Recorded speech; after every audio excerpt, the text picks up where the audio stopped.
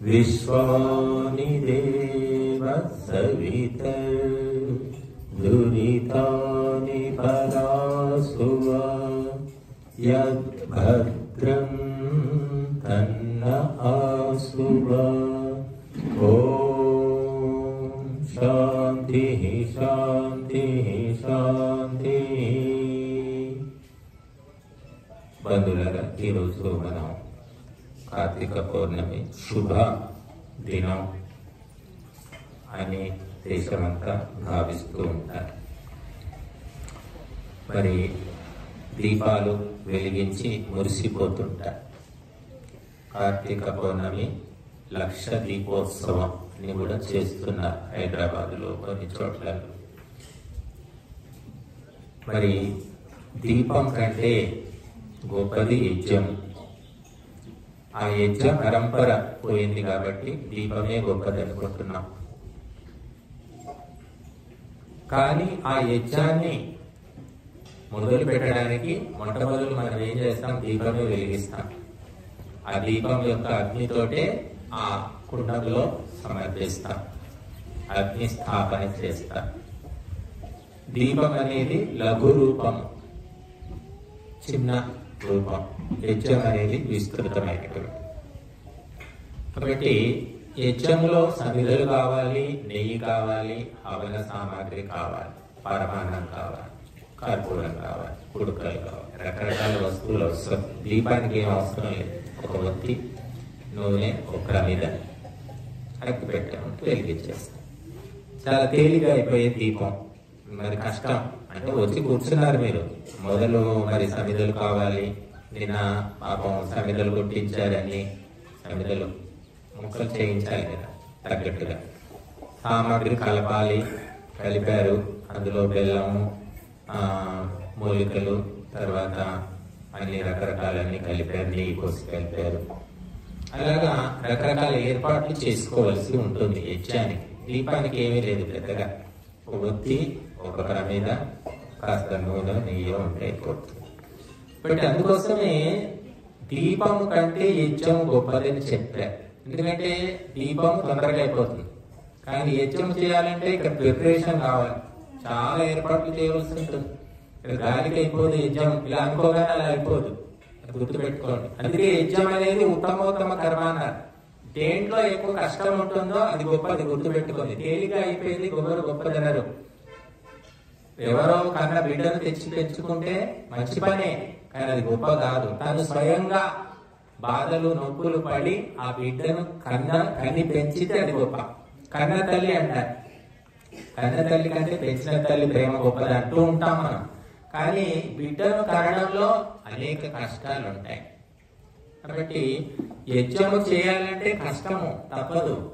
Man power కావాలి. మొన్న 2-3 రోజుల నుంచి నానా తిప్పలు పడ్డారు. ఎందుకంటే దీనికి ఏర్పాట్లు చేయాలి. ఊరికే వచ్చి కూర్చుంటే యజ్ఞం అయిపోదు. పరమాన్నం ఉండాలి, దానికి వస్తువులు కావాలి, సామాగ్రి, నెయ్యి తెప్పించాలి, ఉత్తమమైన వస్తువులు ఉండాలి. మళ్ళీ ఏది పడుతుంది ఎలా పడుతుంది చేస్తే లాభం ఏమీ లేదు. మనం ఇంట్లో ఎలాగైతే గారెలో, బూరెలో, భక్ష్యాలో ఏదో చేసుకుంటాం పండగప్పుడు, దానికి ఏర్పాట్లు చేసుకుంటాం కదమ్మా. ఏ పిండి పడితే ఆ పిండి చేయము, ఆ పిండిని జల్లెడ పడతాం, పురుగు కుట్ర ఉందా లేదా చూస్తాం. అలాగా యజ్ఞానికి కూడా అన్ని రకాలుగా పరిశీలించవలసి ఉంటుంది. కాబట్టి ఇది శ్రేష్టమైన కర్మ అన్నారు. ఇప్పుడంటే మనం సరే దొరుకుతున్నాయి, ఇక్కడ ఊరు కాబట్టి కట్టెలు దొరుకుతున్నాయి, కానీ కొట్టేవాడు వాడికి డబ్బులు ఇవ్వాల్సిందే. హైదరాబాద్ లో అయితే కారాలు కూడా కొనుక్కోవాల్సిందే. ప్రతి ఒక్కటి కొనుక్కుంటున్నాం మనం మార్కెట్. కానీ ఒకప్పుడు కొందామైనా దొరకలేదు కాదు. ఎవరికి వాళ్ళు అడవికి పోవాలి, కట్టెలు కొట్టుకోవాలి, తెచ్చుకోవాలి. సామాగ్రి కావాలంటే మూలికలు, ఆకులు, అలములు, పువ్వులు అన్ని ఎండబెట్టుకొని పౌడర్ చేసుకోవాలి. ప్రతి ఒక్కటి కష్టమే. నెయ్యి కావాలంటే ఆవు పెంచుకొని ఆవు పాలు పిండి తోడు వేసి పెరుగు చేసి దాన్ని చిలికి వెన్నదీసి కాగబెడితే నెయ్యి వస్తుంది. ఇంత తిప్పలు పడాలి. ఇప్పుడు అదేమీ లేదు. మనం నెయ్యి డైరెక్ట్ నెయ్యి కొనుక్కోవచ్చు. ఎందుకంటే డబ్బు ప్రధానమైన సమాజంలో ఉన్నాం. డబ్బు పారేస్తే ఏదైనా దొరుకుతుంది.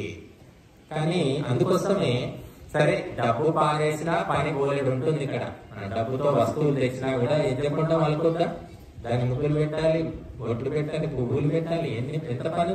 పొద్దున వచ్చారు కొంతమంది మహిళలు చేస్తూ పోయారు.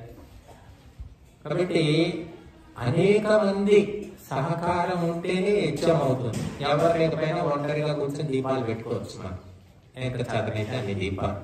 కానీ యజ్ఞం చేయాలంటే మాత్రం మ్యాన్ పవర్ చాలా ముఖ్యమైనటువంటిది. అందుకోసమే ఎక్కడ జనం ఎక్కువగా ఉంటారో, ఏ యజ్ఞంలో ఎక్కువ ప్రజలు పాల్గొంటారో, సహకరిస్తారో ఆ యజ్ఞము సఫలమైనట్లు అని చెప్పారు. ఎవరు లేకపోయినా ఇద్దరం కూర్చొని చేసుకోవచ్చు.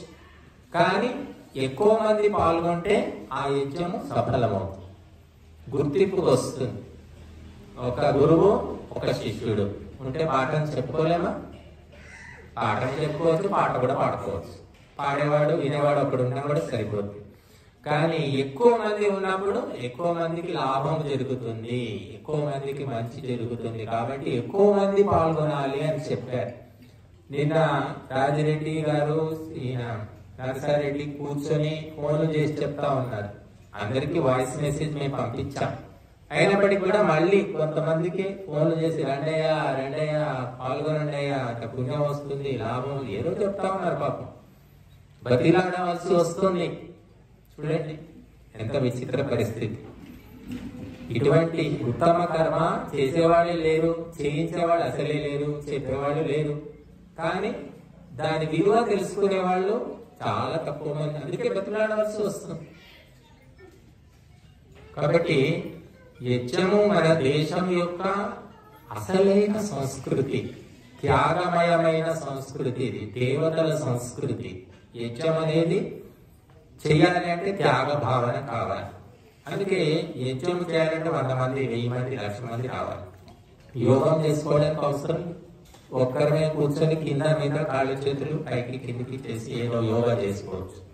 యోగా చేయడానికి 100 మంది అవసరం లేదు. కానీ యజ్ఞము ఎక్కువ మంది రావాలి అని శాస్త్రాలు చెబుతున్నాయి. కాబట్టి ఈ కర్మ చేయడానికి అనేక ఆటంకాలట. ఏతే శతం వరుణ ఏ సహస్రం యజ్ఞాః పాశా వితత మహాంతః. యజ్ఞము చెయ్యాలి అంటే 100,000 ఆటంకాలు, పాశములు అని చెప్తుంది వేదం. పాశము అంటే ఆటంకం, కట్టి పడేస్తాయి అన్నమాట, ముందుకు పోనివ్వకుండా. ప్రతిసారి ప్రతి పౌర్ణమికి ఆటంకాలు వస్తూనే ఉన్నాయి. ఎందుకు వస్తున్నాయంటే అందరూ సహకరిస్తే ఆటంకం లేదు. అందరిలో ఆ భావన రావాలి, ఫీలింగ్. మనకొక్కరికే భావన ఉండి కావలించుకుంటే సరిపోదు, ఎదుటి వ్యక్తిలో కూడా భావన ఉండాలి. మనమే ప్రేమిస్తూ ప్రేమిస్తూ విసిగెత్తిపోతాం. వన్ వే ట్రాఫిక్ లవ్ అంటారు. రెండో పక్క నుంచి కూడా స్పందన ఉండాలి, ప్రేమ ఉండాలి. అలాగా యజ్ఞము యొక్క రహస్యం ఏమిటో, విలువేమిటో అర్థమైతే ప్రేరణ లభిస్తుంది. వెతుకుంటూ వస్తాడు. హైదరాబాద్ నుంచి కార్లు కట్టుకొని వచ్చి ఇక్కడ 5 రోజులు, 4 రోజులు, 3 రోజులు చేసిపోయిన వాళ్ళు ఉన్నారు. హైదరాబాద్ నుంచి రావడానికి 5,000 సమయం, ఖర్చు 20,000, 30,000 ఖర్చు పెట్టుకొని చేసి. ఎందుకంటే యజ్ఞం అంటే ఏమిటో వాళ్ళ కాన్సెప్ట్ అర్థమైంది. అర్థం కావడం ముఖ్యమండి. అర్థం కాని వ్యక్తి ఏదో నలుగురు పోతున్నారు మనము పోదాం, గుంపులో గోవింద అన్నట్టుగా వచ్చేస్తారు. అర్థమైనప్పుడు దాన్ని శ్రద్ధాసక్తులతో చేస్తారు. కాబట్టి అది అర్థం చేయించడానికి మేము ప్రయత్నం చేస్తున్నాం. ఏదో చెప్పుకో, ఏవో కథలు చెప్పొచ్చు, కాకరకాయలు చెప్పొచ్చు, బోలెడు ఉన్నాయి. కానీ మనిషి జీవితాన్ని ఉద్ధరించేది కేవలం యజ్ఞమే. దీన్ని అర్థం చేసుకోండి. ఈ కాన్సెప్ట్ ఏంటి, ఎందుకు చేస్తున్నాం, దీని వెనుక ఉన్న రహస్యం ఏమిటి, రాముడు ఎందుకు చేశాడు, కృష్ణుడు ఎందుకు చేశాడు, భగవద్గీతలో బోలెడు శ్లోకాల్లో శ్రీకృష్ణుడు కూడా ఉపదేశించాడు. ఎందుకు యజ్ఞమే చేయమన్నాడు. 1,00,000 దీపాలు వెలిగించండి అయిపోతుందని చెప్పలేదుగా.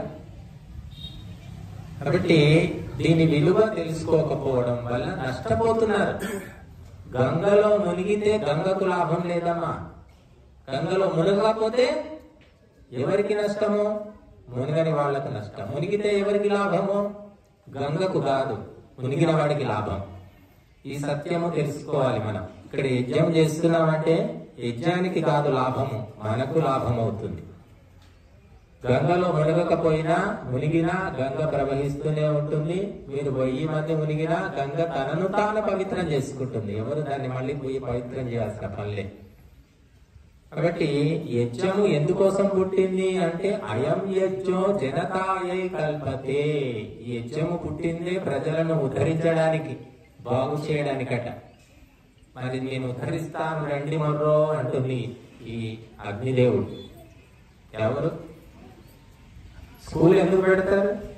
జీతాలు నెల నెల ఇస్తారు. టీచర్ 10 మందో 5గురో టీచర్లకు ఇస్తారు.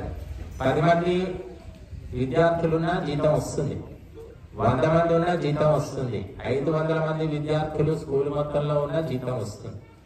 జీతం ఏమీ తగ్గదు, పెరగదు. అలాగా ఇక్కడ మా కర్తవ్యం ఏమిటి అంటే చెప్పడం, బుద్ధి శుద్ధి చేయాలి, బ్రెయిన్ వాష్ కావాలి. ఈ యజ్ఞ భావన మనసులో ఎక్కాలి. ఎక్కినప్పుడు మీరు పరీక్షలో పాస్ అవుతారు. పాఠం చెప్పుకుంటూ పోతున్నాడు అధ్యాపకుడు, వింటున్నారు పిల్లలంతా, వింటున్నారని అనుకుంటున్నాడు. కానీ అది మనసులోకి ఎక్కాలి కదా. ఎక్కినప్పుడు సంవత్సరం తర్వాత పరీక్ష ఉంటుంది, అప్పుడే ఉండదు. 3 నెలల పరీక్షలు కూడా ఉంటాయి అనుకోండి. ఆ సంవత్సర పరీక్షలో ఈ సంవత్సరం కిందట చెప్పిన పాఠము గుర్తుంటే రాస్తే అప్పుడు పాస్ అవుతారు. అప్పటిదాకా గుర్తుండాలి, నిలువ ఉండాలి. నిలువ ఉంటే పుచ్చిపోతుంది. ఏదైనా ఎక్కువ రోజులు ఉంటే బూజుపడుతుంది, పుచ్చిపోతుంది. కానీ ఈ స్మృతి, గుర్తు, మెమరీ ఎన్ని రోజులున్నా పుచ్చిపోదు. కానీ ఇది ఎక్కాలి కదా మొదలు. అందుకే యజ్ఞ భావన, యజ్ఞం యొక్క రహస్యం ఏమిటి, దానివల్ల కలిగే లాభం ఏమిటి అనేది ఎక్కినప్పుడు పిచ్చివాళ్ళలాగా దాన్ని పట్టుకొని కూర్చుంటాం. ఆ పిచ్చివాళ్ళు మేము పిచ్చివాళ్ళు.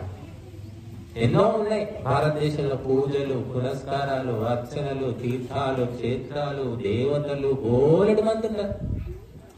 అన్నిటిలోకి ఉత్తమోత్తమము యజ్ఞమే అని నేను చెప్పడం కాదమ్మా, శాస్త్రాలు అన్ని చెప్తున్నాయి.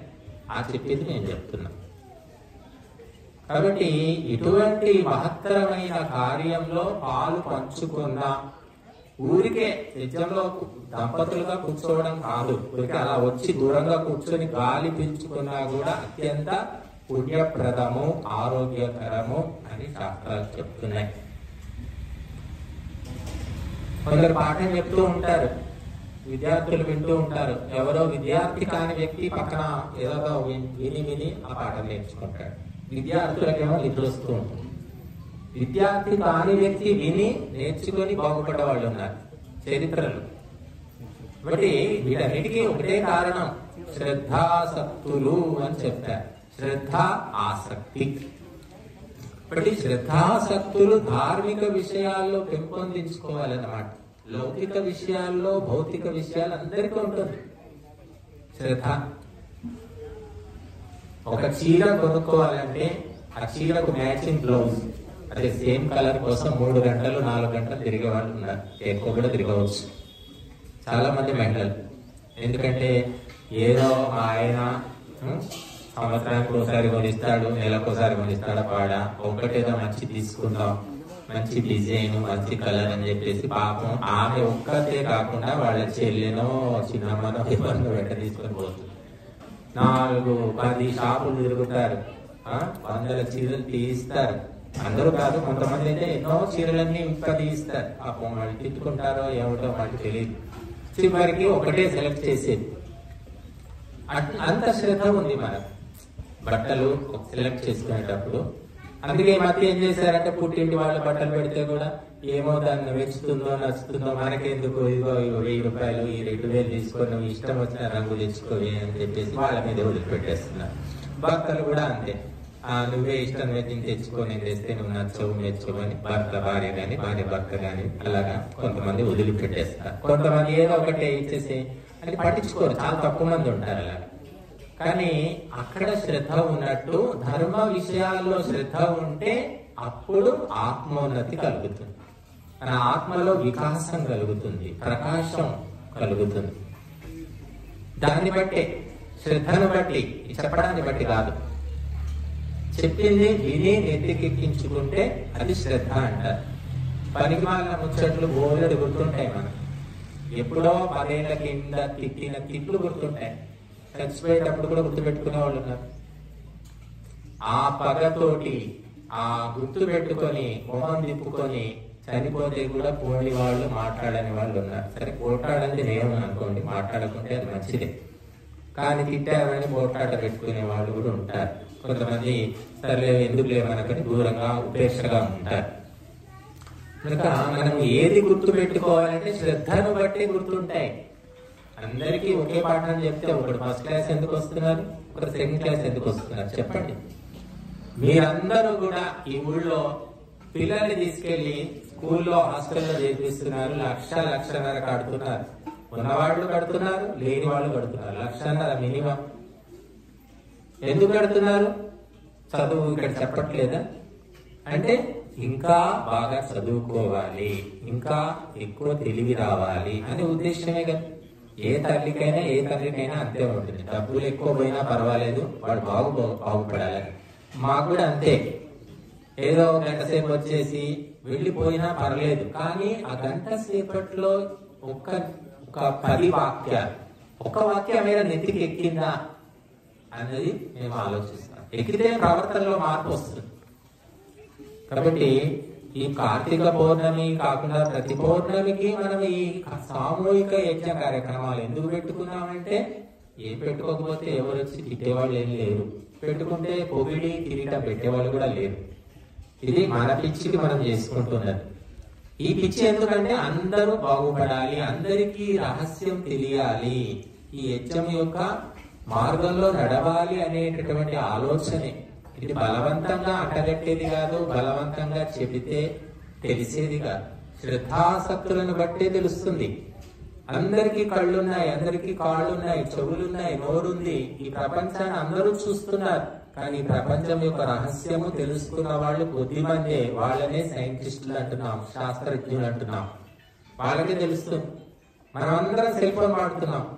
వీళ్ళు ఎవరు సెల్ ఫోన్ తయారు చేయగలుగుతారు చెప్పండి? ఎవరైనా చేయగలుగుతామో? ఎవరం చేయలేదు. కానీ వాడుకోవడం చేసిన వాడికంటే మనమే ఎక్కువ వాడుకుంటాం. అది చేసిన వాడు కూడా ఎంత వాడుకున్నాడో లేదో తెలియదు. అట్లా ఈ సృష్టి మొత్తాన్ని చూస్తున్నాం, కానీ తెలుసుకోలేకపోతున్నాం. ఎవరికి శ్రద్ధ ఉందో, ఎవరికి సూక్ష్మ బుద్ధి ఉందో వాడే తెలుసుకుంటున్నాడు. అతన్నే శాస్త్రవేత్త, సైంటిస్టు అంటున్నాం. కాబట్టి ఈ యజ్ఞము మనకు మహర్షులు ఇచ్చినటువంటి బ్రహ్మాస్త్రం. కాబట్టి దీని వల్ల ఆధ్యాత్మిక, నైతిక, సామాజిక, పారివారిక, ఆర్థికమైన అన్ని లాభాలు పొందండి అని వేదమాత చెప్తుంది మనకి. ఆయుహో బాబు, సెల్ ఫోన్ బాబు వినండి, 4 మాటలు వినండి. దీనే శ్రద్ధ అంటారు. శ్రద్ధ అంటే ఏకాగ్రతతో కదలకుండా మెదలకుండా. సినిమా ఎప్పుడు చూస్తాం కదా, మనకి ఇష్టమైన హీరో సినిమా వచ్చిందంటే ముందే బుకింగ్, ఫ్యామిలీ ప్యాకింగ్. కదలరు మెదలరు. ఎవరైనా పక్కన మాట్లాడితే ఏంది ఎందుకు వస్తున్నావు అంటాం మనం. ఎందుకంటే 300 రూపాయలు సినిమా. ఇది కూడా సినిమానే, సినిమా కంటే ఎక్కువ. కాబట్టి కదలకుండా మెదలకుండా ఏకాగ్రతతో వింటే ఆ 100 మాటల్లో ఒక మాటైనా ఎక్కుతుంది అనమాట. ఎవరికి వాళ్ళు మాట్లాడుకొని ఎవరికి వాళ్ళుగా ఉంటే ఎన్ని రోజులు వచ్చినా అంతే ఉంటుంది. ఏట్లో చింతపండు విసిగితే పచ్చిపులుసు అవుతుందా? ఎప్పటికైనా కాదు. అలాగా మనము శ్రద్ధాసక్తులు లేకుంటే ఎంత చెప్పినా లాభం ఏమీ లేదు. అందుకే మొట్టమొదలు ఈ ప్రవచనం చెప్పేవాళ్ళు ఏం చేయాలి అంటే, ప్రజలందరూ ఏకాగ్రతగా శ్రద్ధగా ఉండేలా ఆర్డర్ చేయాలి. వాళ్ళను ఆ విధంగా ఆదేశించి, కదలకండి, సరే కూర్చోండి, మాట్లాడకండి. క్లాసులో పాఠాలు చెప్పేటప్పుడు జరిగేది ఇదే కదా. కొంతమంది ఉంటారు, ఏమైనా మాట్లాడు, మాకు అనవసరం, మాదేదో మేము చెప్పుకుంటాం, బయటపడతాం. అరుస్తుంటారు, మాట్లాడుతుంటారు, నవ్వుతుంటారు, ఏమేమో చేస్తుంటారు. కానీ పట్టించుకోరు వాళ్ళు. మా పని అయిందా లేదా, మమ్మల్ని కూడా అలాగే ఉండమంటే అలాగే ఉంటాం. మరి ఎవరిని ఏమనం, మాదేదో ఇది గట్టిగా చెప్పేసుకొని 15 నిమిషాలు 20 నిమిషాలు బయటపడతాం. ఇక్కడ రికార్డ్ అవుతుంది. మీరు వినకపోయినా వందల మంది వింటారు. శ్రద్ధ ఉన్నవాళ్ళు వెతుక్కొని ఆన్ చేసుకొని, ఎందుకంటే మళ్ళీ దాన్ని వినాలంటే డబ్బులు ఖర్చు అవుతాయి కదా, అందులో డాటా ఉండాలి. కాబట్టి శ్రద్ధ ఉన్నవాడు 100 సార్లు వింటాడట. శ్రద్ధ లేని వాళ్ళు ఒక్కసారికే బోర్ వస్తుంది, విసుగు వస్తుంది వాళ్ళు. కానీ వినకుండా మాత్రము ఎవ్వరు కూడా ఈ సంసార సాగరాన్ని తరించలేరు, దాటలేరు. తరాంసి యజ్ఞ భవన్ వెనక రాస్తుంది చూడండి. ఈ సంసార సాగరాన్ని దాటించే నౌకలు యజ్ఞాలు అని వేదం చెప్తుంది. అక్కడ వేదవాక్యాలు ఉన్నాయి. ఈ సంసార సాగరంలో మునిగిపోతూ కుళ్ళిపోతూ నానా బాధలు పడుతున్నాము అని కూడా తెలుసుకోలేకపోతున్నాను.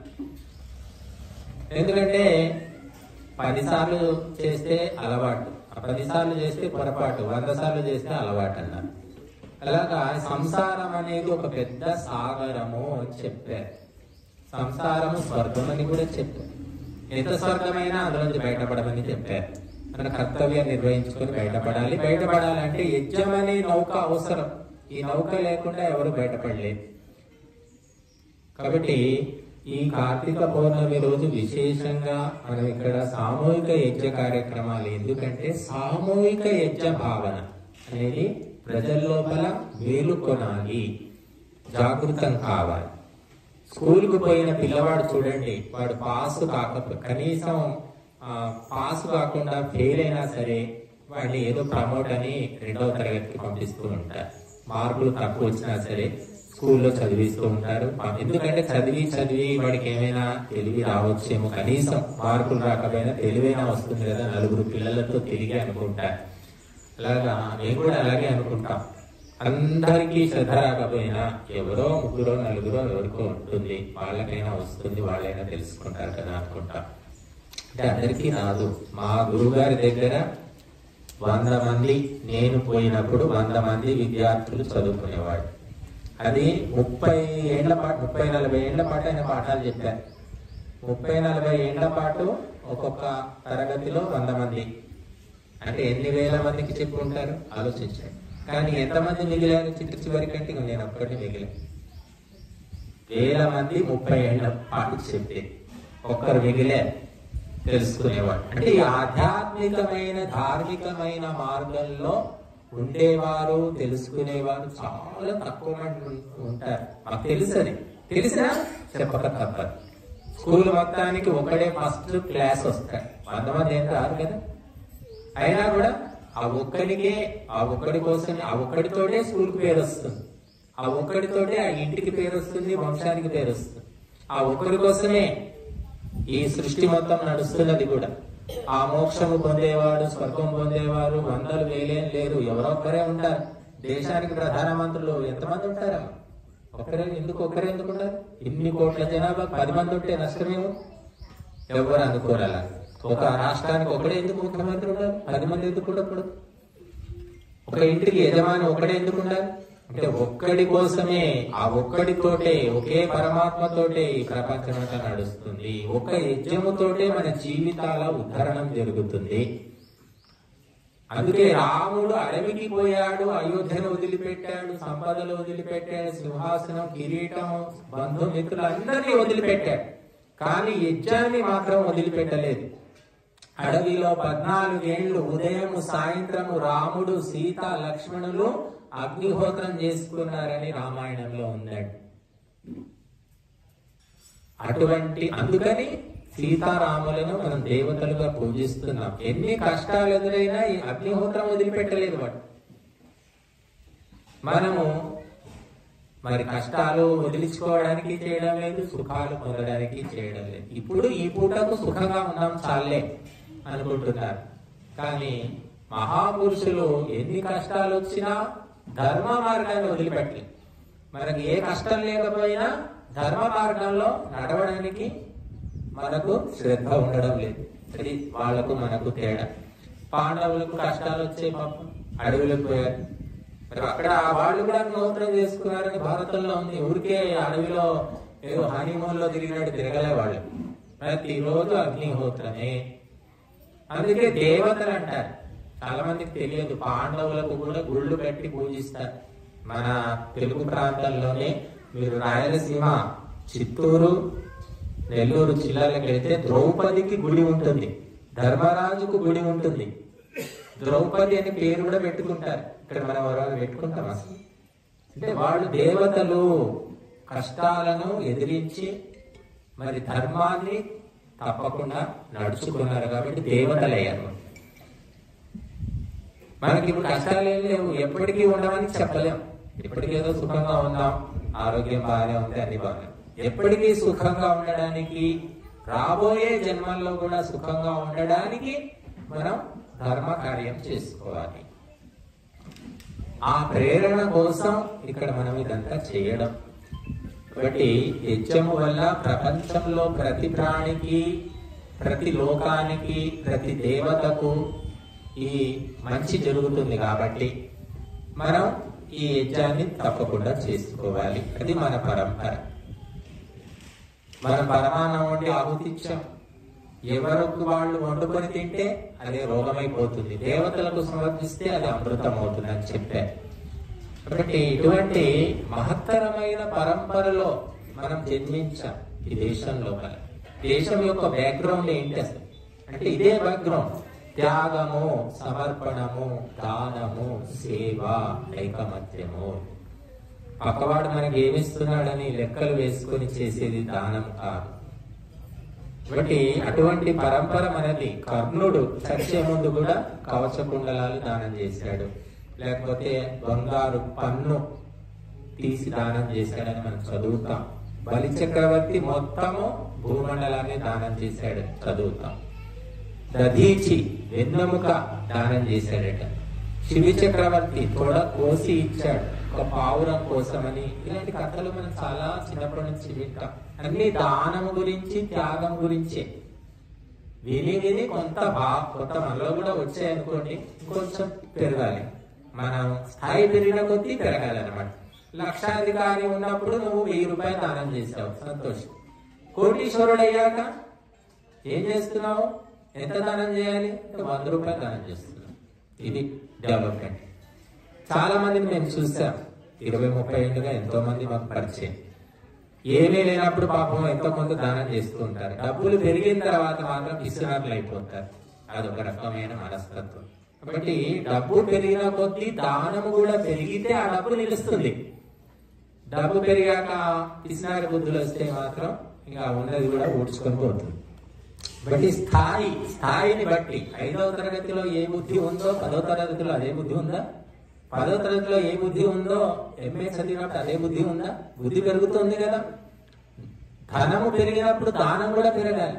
ఎవరికి ఇవ్వాలి, ఎంత ఇవ్వాలి, ఎలా ఇవ్వాలి, ఇది తెలుసుకోవాలి.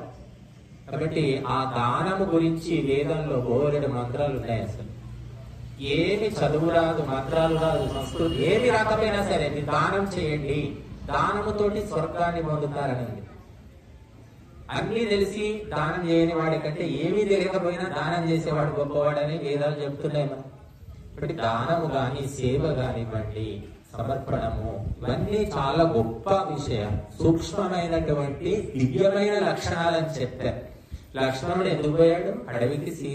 సీతారాముల వెంట భార్యాభర్తల మధ్య పానకంలో పుడకల అనుకుంటే అలా, అనుకోకుంటే సేవ చేయడానికి వెళ్ళాడు. ఒక సేవకునిలాగా వెళ్ళాడు.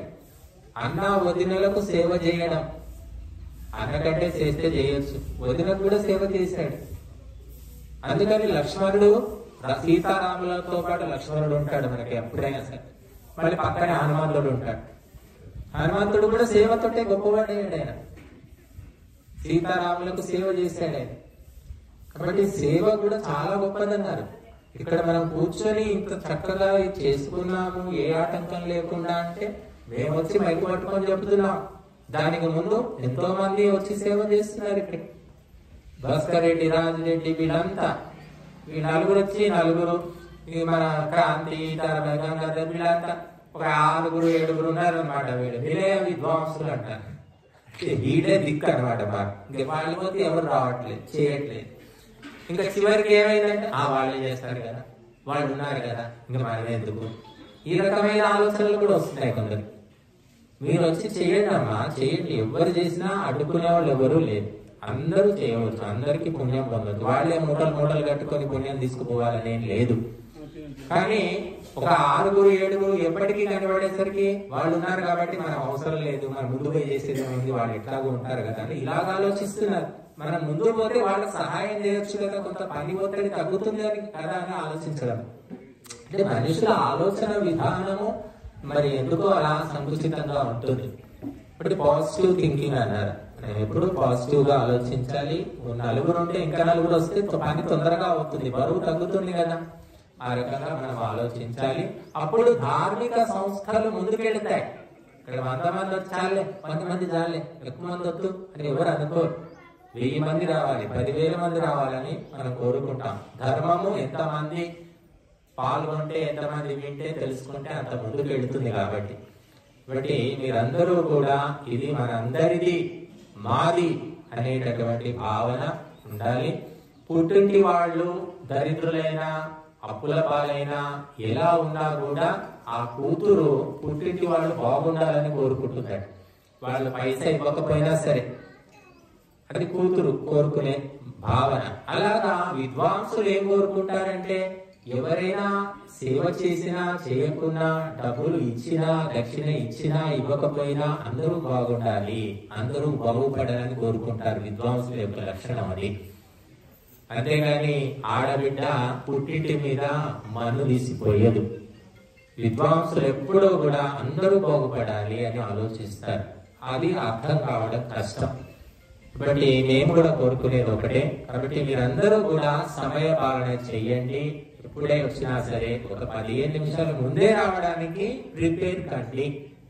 హఠాత్తుగా అనుకోకుండా ఎవరు రారు. ముందు అనుకుంటారు కదా, ముందు రోజు సమాచారం ఎలాగో తెలుస్తుంది. తెలిసినప్పుడు పనులేవో తొందరగా ముగించుకొని ఒక 15 నిమిషాల ముందు వస్తే నష్టమేమీ లేదు కదా. బట్ ఆ రకంగా ప్రయత్నం చేయడాన్నే శ్రద్ధ అంటారు. కాబట్టి ఆ విధంగా వస్తే మరి వ్యవస్థ తొందరగా జరుగుతుంది. మనము ఇంకా కొన్ని విషయాలు ఎక్కువ తెలుసుకోగలుగుతాం. ఈరోజు మనం మొదలు పెట్టేసరికి 9:10 9:05 చూసి 9:10. కాబట్టి ఎక్కువ వింటే తక్కువ గుర్తుంటుంది, తక్కువ వింటే అసలే గుర్తుండదు. ఇది కాబట్టి కొంచెం ఎక్కువ వినండి, ఎంతో కొంత గుర్తుంటుంది. తక్కువ వింటే మాత్రం మనం ఉన్నది కూడా మర్చిపోతాం. కాబట్టి మనం ఇంత తింటేనే ఇంత శక్తి వస్తుంది. కల్తీ తిండి, ఈ కాలుష్యం వాతావరణంలో ఇంత తిన్నా కూడా, ఒకప్పుడు మన వాళ్ళు ఏం తిన్నారు? చింతకాయ తొక్కు, పచ్చిమిరపకాయలు, ఏవో పచ్చడి పెట్టుకొని తిన్నారు. మరి ఎద్దుల్లా కష్టపడ్డారు. ఇప్పుడు మనం ఇడ్లీలు, చట్నీలు, దోశలు, వంకాయ, ఎన్ని రకాల కూరగాయలు తింటున్నామో మళ్ళీ 4 రకాలు తినేసరికి విసుగొచ్చి కొత్త రకాలు ఏమైనా ఉన్నాయని చూస్తున్నా అయినా ఏం బలం రావడం. ఇప్పుడు ఎంతో తింటేనే కొంత శక్తి వస్తుంది. అలాగా ఎంతో వింటే కొద్దిగా గుర్తుంటుంది. కాబట్టి కొంచెం ఎక్కువ చెప్పడానికి ఎప్పుడు కాదు కదా, నెలకొక్క రోజు, ఒకటే రోజు కనబడతారు, మళ్ళీ ఎవ్వరు కనబడరు, మాయం. మళ్ళీ కనిపిస్తే మళ్ళీ కూర్చోబెట్టి ఏమైనా పాఠం చెప్తారనుకుంటారో మరి ఏంటో తెలియదు. మరి ఊళ్ళో వాళ్ళందరూ వెళుతూ ఉంటారు, వస్తూ ఉంటారు, కానీ ఏమోలే వాళ్ళేదో వాళ్ళ పనిలో వాళ్ళు ఉంటారు అనుకుంటారో మాకు తెలియదు, కానీ రారు అన్నమాట. మళ్ళీ ఒక్కరోజైనా కాస్త సమయాన్ని ఎక్కువ కేటాయించి వినండి. ఎందుకంటే మీకు చదవలేదు, చదివే ఓపిక ఎవరికీ లేదు. ఒకప్పుడు ఏదో చదివారు కానీ ఇప్పుడు ఎవరు చదివే ఓపిక లేదు. పుస్తకాలే లేవు అసలు. ఇక పుస్తకం పట్టుకునేది ఎక్కడ? ఆంధ్రజ్యోతి, ఆంధ్రప్రభ, ఆంధ్రభూమి, దినపత్రికలు, వారపత్రికలు, మాసపత్రికలు ఏవేమో ఉండేవి, పోలేడు. ఇప్పుడు ఏమీ లేవు, అన్ని మూతపడ్డాయి. కాబట్టి అన్నిటికంటే సూక్ష్మమైనటువంటిది ఏమిటంటే వినడమే అని చెప్పారు. చదివిన దానికంటే విన్నదా ఎక్కువ గుర్తుంటుందట. కాబట్టి వినండి. శృతి అంటారు, వేదానికి శృతి అని పేరు. అంటే విని నేర్చుకునేది వేదం, పుస్తకం పట్టుకొని నేర్చుకునేది కాదు. గురువు చెప్తుంటే విని నేర్చుకునేది శృతి. ఇప్పుడు టీచర్లు ఉంటారు, టీచర్ చెప్పినప్పుడు పాఠము బాగా అర్థమవుతుంది. టీచర్ చెప్పకుంటే, అంటే ఆ రోజు పాఠానికి రాకపోతే పుస్తకం పట్టుకుంటే ఒక్కొక్కసారి అర్థం కాదు. కాబట్టి ఒకరు విప్పి చెప్పినప్పుడు బాగా అర్థమవుతుంది. కాబట్టి ఇది శృతి పరంపర, ఇది గురు పరంపర. అందుకే తల్లి, తండ్రి తర్వాత గురువుకి ఎక్కువ విలువ ఇచ్చాం. ఎందుకంటే తల్లి కంటుంది, తండ్రి పెంచుతాడు, డబ్బులు ఇస్తాడు. గురువు మాత్రం ఏం చేస్తాడు అంటే ఉపదేశం చేసి బుద్ధి శుద్ధి చేస్తాడు, మనిషిని మనిషిగా తీర్చిదిద్దుతాడు. కాబట్టి గురువు అంటే ఒక ఉద్యోగి కాదు, ఒక కూలి కాదు, ఒక పనివాడు కాదు, ఒక సేవకుడు కాదు, అంతకంటే గొప్ప, తల్లి కంటే తండ్రి కంటే గొప్ప అని మనం గురు బ్రహ్మ, గురు విష్ణు, గురుదేవో మహేశ్వర, గురు సాక్షాత్ పరబ్రహ్మ అని చెప్పుకున్నాం. అంత గొప్ప స్థానం ఇచ్చాం. గురువుకు, విద్యకు, వివేకానికి, వీటికి ఇచ్చామన్నమాట. బట్టి అటువంటి గురువులు నెత్తినోరు కొట్టుకొని మొత్తుకొని చెబుతున్నారు అంటే కంప్లీట్ అటెన్షన్, పూర్తి శ్రద్ధాసక్తులతో ఏకాగ్రతతో వింటే ఆ విన్న 4 మాటలే 4 వేదాలై మన జీవితాన్ని, మనలను తీర్చిదిద్దుతాయి. ఇదే మనము తెలుసుకోవాల్సింది. కాబట్టి అన్ని పనులు పక్కన పెట్టి ఇక్కడికి వచ్చి మీరు ఎంతోసేపే ఉండరు. 9, 10, 11 2 గంటలు ఇచ్చేవచ్చు. అంతకంటే ఎక్కువ ఉంటే మీకే మేము దండ పెడతాం. వేరే ఊళ్ళలో చూస్తున్నాం, మేము పిలుస్తూ ఉన్నారు అక్కడక్కడ 3 గంటలు 4 గంటలు కూడా కూర్చుంటున్నారు వాళ్ళు. మరి వాళ్ళు ఏం తింటున్నారో నాకు తెలియదు. ఆ సీక్రెట్ ఏదో తెలుసుకొని మీకు కూడా చెప్తా. మీరు కూడా అదే తింటే అంత ఓపిక వస్తుందేమో మరి. కాబట్టి ఈ శ్రద్ధ అనేది ఉన్నప్పుడు సమయము తెలియదు, కాలము తెలియదు, ఏది తెలియదు, అన్ని మర్చిపోతాం అనమాట. అదే శ్రద్ధ. ఈ సెల్ ఫోన్లు వచ్చాక ఫోన్లు పట్టుకొని గంటలు గంటలు సొల్లు కబుర్లు చెప్తూ ఉంటారు. ఏమి అర్థమే కాదు. అప్పుడప్పుడు ఈ బస్ స్టాండ్ లో, రైల్లో పక్క వాళ్ళు మాట్లాడుతూ ఉంటారు. అందులో ఏమీ సారం ఉండదు. అంటే గంటలు గంటలు ఎలా మాట్లాడుతున్నారో అర్థం కాదు. కాబట్టి ఏమీ సారం లేకపోతే మాట్లాడొచ్చేమో. కనుక ఇక్కడ ఏమిటంటే ఒక ప్రయోజనం కోసం, ఒక ఉద్దేశం కోసం మాట్లాడుతున్నాం. ఏదో ఒకటి చెప్పాలి, ఎలాగో అలా ముగించుకోవాలని కాదు. మనుషుల్లో మార్పు రావాలి. ఆ మారిపోయిన మనుషులు వాళ్ళ జీవితాలను వాళ్ళు చక్కదిద్దుకుంటారు. ఎవరో వచ్చి బాగు చేయరు అని చెప్పేసి. కాబట్టి చాలా మంది ఇక్కడ నేను చూస్తున్నాను, ఈ ఊళ్ళో డబ్బులున్నాయి, పిల్లల్ని లక్షలు పెట్టి చదివిస్తున్నారు, కానీ లక్షణాలు మాత్రం కనిపించడం లేదు. అది తల్లిదండ్రులకు కూడా తెలుసు. చెప్తూ ఉంటారు. కొందరైతే మా దగ్గరకు వచ్చి చెప్తున్నారు, స్వామీజీ 2 లక్షలు పెట్టి, 1.5 పెట్టి హాస్టల్లో చేర్పించాక ఇంకా భ్రష్టురాలైతే చెడిపోయా, వినడం లేదు, కోతులు పోయి కొండ ముచ్చలు అయిపోతుంది. అందుకని ఇక్కడ గురువుల దగ్గరికి తీసుకెళ్తే మనము చెప్పే మంచి మాటల వల్ల ఎంతో కొంత మార్పు వస్తుంది. డబ్బు కోసము అక్కడ పాఠాలు చెబుతున్నారు, ఇక్కడ డబ్బుల కోసం చెప్పట్లేదా, మార్పు కోసం చెప్తున్నాం మేము. కాబట్టి మీ సంతానాన్ని కూడా వీలైనంత మట్టుకు ఈ కార్యక్రమంలో పాల్గొనడానికి తీసుకురండి. అవకాశం దొరికితే మాత్రం వదిలిపెట్టకండి అని వేడుకుంటూ మరి మీ అందరికీ ధన్యవాదాలు.